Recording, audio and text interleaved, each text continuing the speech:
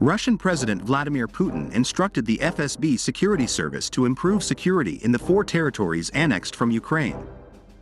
The 4 regions are Donetsk, Luhansk, Kherson, and Zaporizhia. In addition, President Vladimir Putin also called on the FSB to counter espionage and sabotage operations against Russia by Ukraine and the West.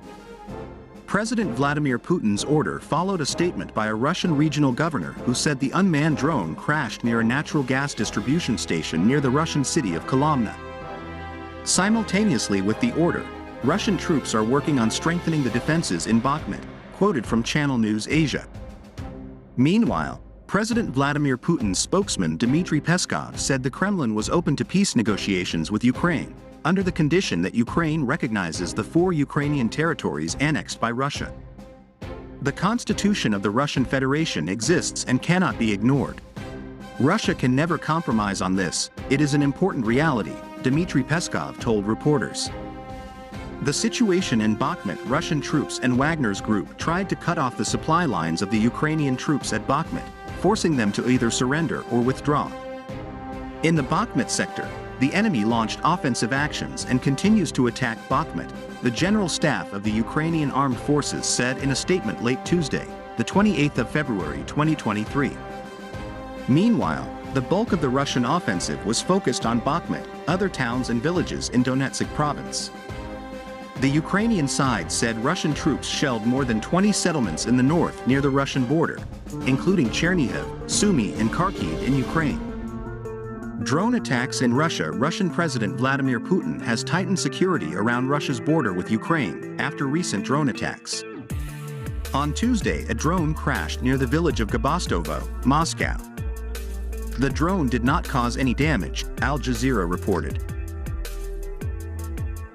The governor of Moscow, Andrei Vorobyov, did not say the unmanned drone belonged to Ukraine, but that it was likely targeting civilian infrastructure. The drone pictures show it is a Ukrainian-made type. The drone is reported to have a range of up to 800 kilometers, nearly 500 miles, but is not capable of carrying large amounts of explosives. The day before, the governor of Belgorod reported that there were 3 drones targeting the Belgorod region, Russia, which borders Ukraine on Monday night. One drone flew through an apartment window in the capital. It is 80 kilometers, 50 miles, north of the city of Kharkiv, Ukraine.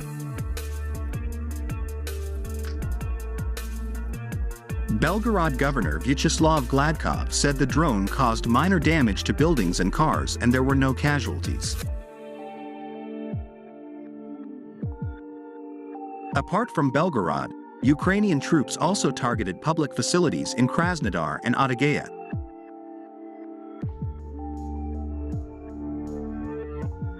The drone was brought down by an electronic warfare asset. Meanwhile, one drone crashed into a field and another was diverted from its designated flight path. Thus, the Ukrainian drone attack bypassed the infrastructure facility that was supposed to be attacked.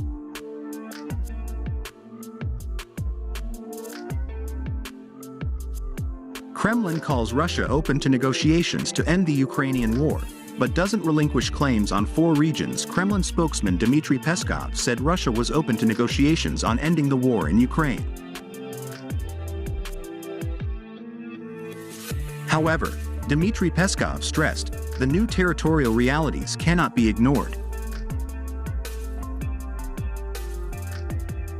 Dmitry Peskov said that Russia will never give up its claims on the 4 Ukrainian territories it annexed in 2022.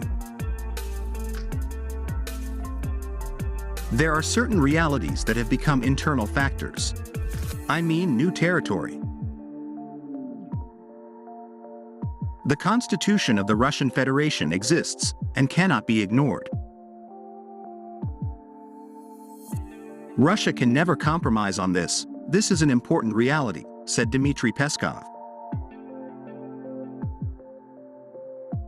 In September 2022, Russia said it had annexed the Donetsk, Luhansk, Kherson and Zaporizhia regions. Dmitry Peskov said Russia was open to negotiations if Kyiv ceded the area. TASS reported, Dmitry Peskov said that German Chancellor Olaf Scholz and French President Emmanuel Macron had recently not started talks with Russian President Vladimir Putin. We have heard a lot from Scholz and Macron promising to continue engaging with Putin to find a way out of the situation, but recently there has been no initiative, he said Tuesday. Meanwhile, Dmitry Peskov emphasized that Vladimir Putin is open to any communication that can help Russia to achieve its own goals. Putin reminds Russia to be wary of traitors on the other hand. In his address to the FSB security agency, Vladimir Putin urged Russian citizens to be wary of traitors in their midst. It is important to identify and stop the illegal activities of those who try to divide and weaken our society. Using separatism, nationalism, neo-Nazism and xenophobia as weapons, he said, Tuesday, still reported by Al Jazeera.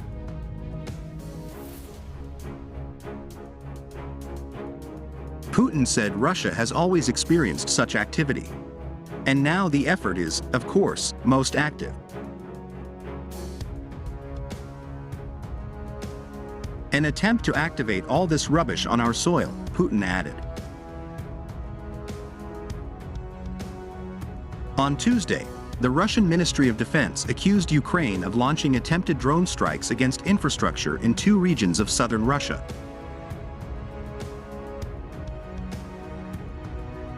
Overnight, the Kyiv authorities attempted to use unmanned aerial vehicles to attack civilian infrastructure facilities in the Krasnodar and Adygea regions, the ministry said in a statement.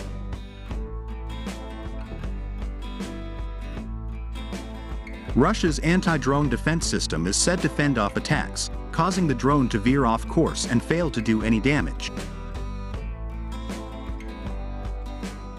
One fell onto the field. Others, deviating from their trajectories, did not damage their intended targets, the ministry explained. However, until now there has been no response from the Ukrainian authorities on these allegations.